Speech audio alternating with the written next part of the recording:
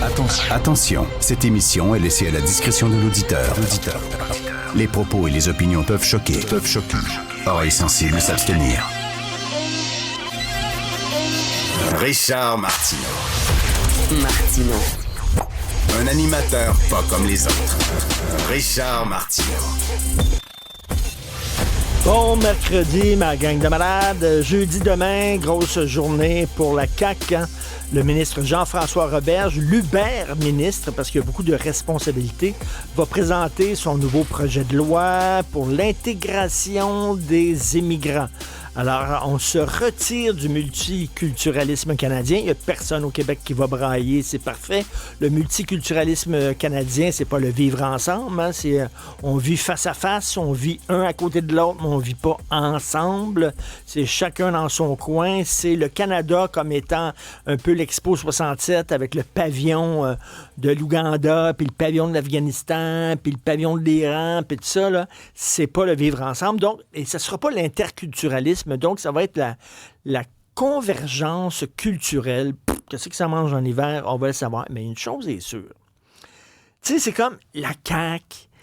Ils sont nationalistes, mais pas assez pour partir du Québec. Puis, tu sais, c'est comme si le Québec était un cercle et le Canada était un carré, puis on essaye...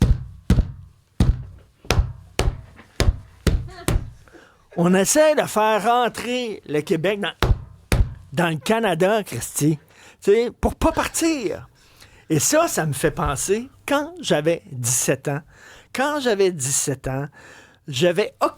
j'occupais le sous-sol de chez mes parents avec mes coussins, mon blacklight, mon tourne-disque, mes posters psychédéliques de Yes et de Pink Floyd, OK?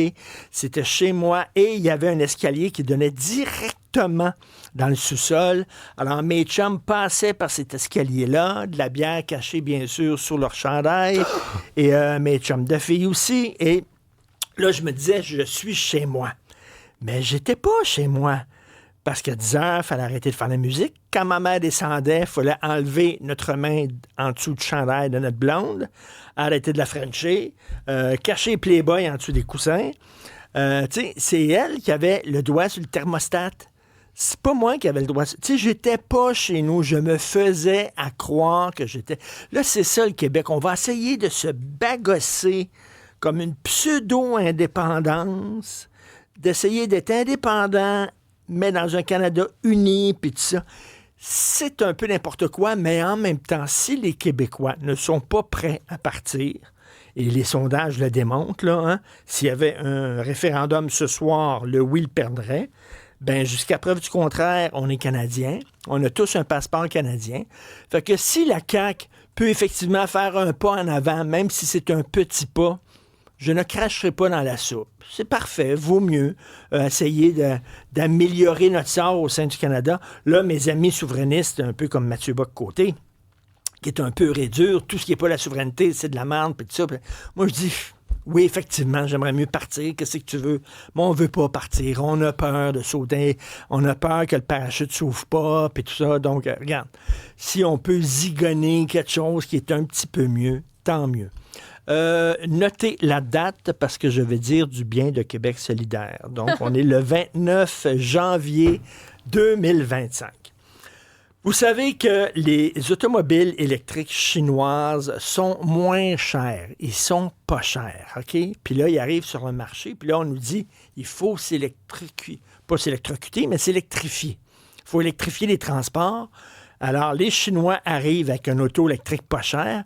Là, on dit, wow, c'est pas bon pour l'industrie, c'est pas bon pour notre industrie automobile. Puis là, si on commence à acheter des autos chinoises, on n'achètera plus des autos faites ici, au Québec, blablabla.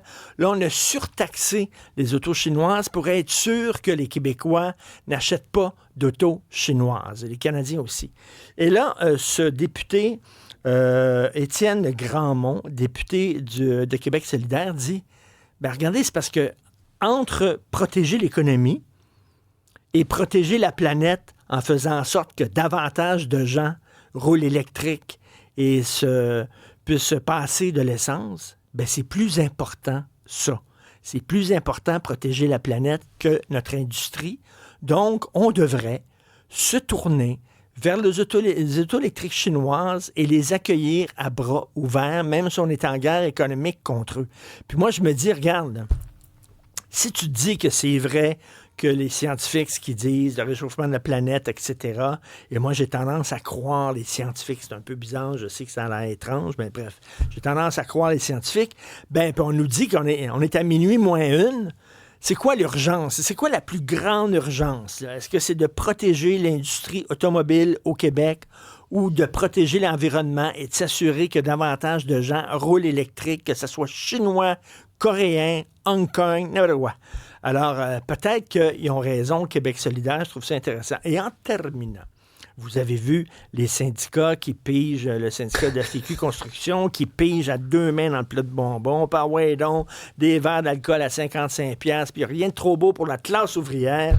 Alors, c'est beau de voir tous ces gens-là défendre la classe ouvrière, mais j'ai lu un texte tellement drôle.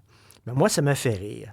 Dans le Montréal Campus, c'est un bon journal étudiant. Le Montréal Campus, j'aime bien. Ben oui. Alex, tu viens de là? Ben oui, le Montréal Campus, le meilleur journal étudiant au Québec. Ben certain, ben oui. Tout à fait. Il y a plein de bons journalistes qui sont passés par le Montréal Campus. Ils sortent des scoops incroyables, puis ils hésitent pas non plus à critiquer. Tu sais, on critique souvent la gauche ukamienne, puis les gens. Puis ils en font partie, mais ils n'hésitent pas à la critiquer, Exactement. les assemblées générales, le kit. Travail fantastique. Il critique parfois les associations étudiantes, tout ça. Je trouve très correct. De temps en temps, je jette un coup d'œil. Mais ça, c'est drôle. Stage en éducation, un syndicat à l'horizon, point d'interrogation. L'Association des étudiantes et des étudiants de la Faculté des sciences de l'éducation a lancé des démarches auprès du tribunal administratif du travail pour syndiquer les stagiaires en enseignement. Est à voir, là. OK, tu sais, les stagiaires, le combat, c'était il faut qu'ils soient payés. Puis là-dessus, je suis assez d'accord. Utiliser les stagiaires comme cheap labor, à un moment donné, ça va faire, là, dans tous les domaines. Des stagiaires, ça travaille, puis ça fait un job que les autres font aussi, même s'ils apprennent, même s'ils sont pas aussi bons, même si c'est un peu bon. Ils apprennent, mais tu sais, de les payer, peut-être pas les payer le même salaire que les gens qui sont là, bien sûr, là, mais tu sais, leur donner un salaire, ça, j'ai pas de problème. Syndiquer les stagiaires. Are you fucking kidding me? Vraiment, vous êtes rendu là? Vous avez 20 ans, puis vous pensez déjà à vous syndiquer. Puis là, vous allez quoi? Penser à votre fonds de pension, puis à votre retraite à 20 ans. À ce prix que c'est pépère, ça n'a pas le maudit bon sens que c'est pépère. Vous dites, tassez-vous, boomer. Vous êtes plus vieux que certains boomers, Christy, là. Vraiment, comment c'est? Moi, je trouve ça hallucinant quand même. Tu sais, c'est comme, tu dis, OK, c'est correct. Tu sais, tu leur donnes un pouce et ils veulent un pied. OK, c'est correct. On va vous donner un salaire. C'est une bonne idée. On va le faire. Non, on veut syndiquer. Puis quoi après? Syndiquer des stagiaires, je trouve ça un peu fort de Roquefort. Mais bon, j'ai lu ça dans Montréal Campus et je l'avoue, Alex, on le répète, qui est un très bon journal étudiant.